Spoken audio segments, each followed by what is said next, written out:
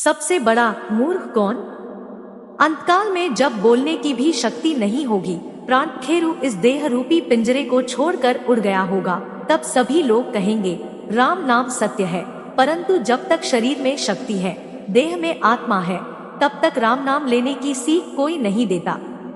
यही इस संसार की सबसे बड़ी मूर्खता है।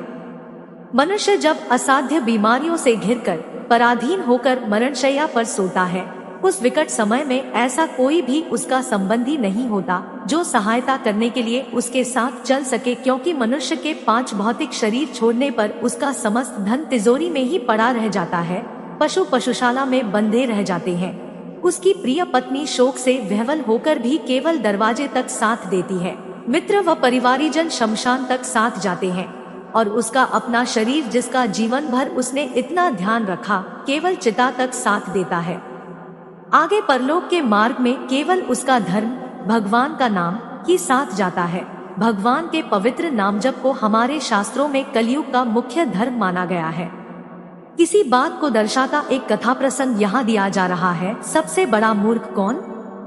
एक बड़ा धनी सेठ था। उसके यहाँ एक सरल हृदय गरीब ग्रामीण रहा करता था। एक दिन सेठ ने उसे अपना डंडा दिया। उस भोले भाले हंसमुख ग्रामीण ने पूछा, सेठ जी, मैं इस डंडे का क्या करूं? सेठ ने मजाक करते हुए कहा, इसे तू अपने पास रख। तुझसे बढ़कर कोई मूर्ख मिले तो उसे दे देना, तब तक तू इसे अपने पास रखना। सरल हृदय ग्रामीण बहुत अच्छा सेठ जी कहकर वहां से चला गया और उस डंडे को हाथ में लिए गांव में घूमने लगा। जब कभी सेठ जी उसे मिलते, तब दिल्लगी करते हुए उससे पूछते, क्या अभी तक तुझे अपने से बड़ा मूर्ख नहीं मिला? तब तो मैंने तुझको सबसे बड़ा मूर्ख समझकर सच्ची परख की है। कुछ समय बाद सेठ जी बीमार पड़ गए। बीमारी इतनी बढ़ गई कि मृत्यु सामने दिखाई देने लगी। उस समय वह ग्रामीण उस डंडे को लेकर सेठ को देखने आया। ग्रामीण ने सेठ से पूछा, क्यों सेठ जी, कैसे हो? सेठ ने उत्तर दिया, अब तो चलने की तैयारी है। ग्रामीण ने फिर पूछा, लौट कर कब तक आओगे? सेठ ने झुंझला कर कहा, अब तो मुझे वहां जाना है जहां से लौट कर आया नहीं जा सकता है। ग्रामीण ने लंबी सांस लेते हुए कहा, अच्छा तो पाथे, रास्ते में खाने के लिए भोजन और राह खर्च तो ले लिया है ना? सेठ ने दुखी होते हुए कहा, भाई, यहाँ का पाथे वहां काम नहीं आता है। मैंने धन तो बहुत कमाया, परंतु यहाँ का कमाया धन यहीं छोड़कर जाना पड़ता है। संसार में जिसे धन माना जाता है, उसे संत जन धन नहीं मानते हैं। कबीर ने कहा है, कबीर सब जग निर्धना, धनवंता नहीं कोई। धनवंता सो जानिए, जाके राम नाम धन होई। परंतु मैं तो इस राम नाम रूपी धन में कंगाल हूँ, भिखारी हूँ, इसलिए जैसे खाली हाथ आया था वैसे ही खाली हाथ जा रहा हूँ। ग्रामीण ने सेठ से कहा, तुम तो जा रहे हो, अब यह तुम्हारा डंडा किसे दूं? सेठ बोला, तुझसे कहा था ना कि जो तुझे अपने से अधिक मूर्ख दिखे उसे ही दे देना, इसमें पूछना क्या है? ग्रामीण ने कहा, तो सेठ, यह तुम्हारा डंडा तुम ही रखो। सेठ ने आश्चर्यचकित होकर कहा, क्यों, मैं क्यों रखूं यह डंडा? ग्रामीण ने मुस्कुराते हुए कहा, इस संसार रूपी सराय में जहां थोड़े दिन ही रहना है, उसके लिए धन वैभव इकट्ठा करने के लिए इतनी मेहनत की, इतना अकूत धन जमा किया, और जहां अनंत काल तक रहना है, जो हमारा शाश्वत घर है, वहां के लिए कुछ भी धन जमा नहीं किया, कोई तैयारी नहीं की। इससे बढ़कर मूर्खता और क्या होगी? मैं तो मूर्ख हूँ, परंतु तुम तो सेठ मूर्खों के शिरोमणि हो। अब लो अपना डंडा और संभालो इसे।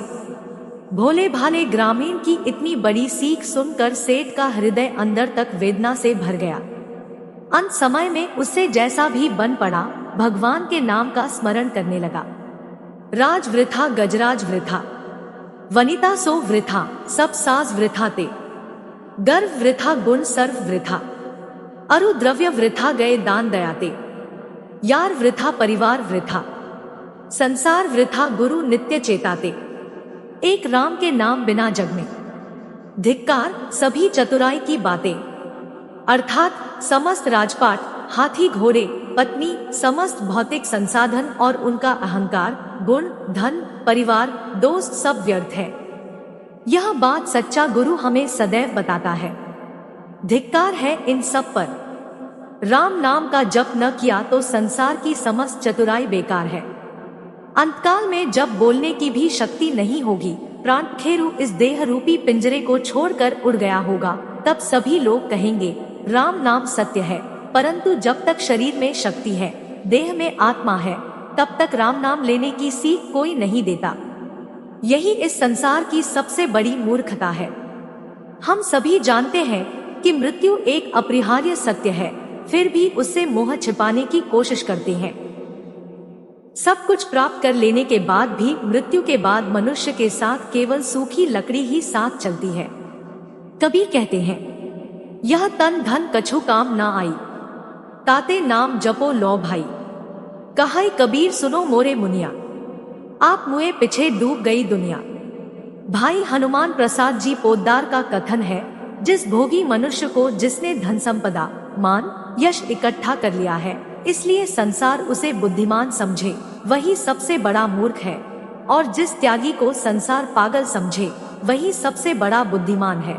दोस्तों, कहानी अच्छी लगी तो लाइक करें, शेयर करें, कमेंट करें और चैनल को सब्सक्राइब करें। Thank you.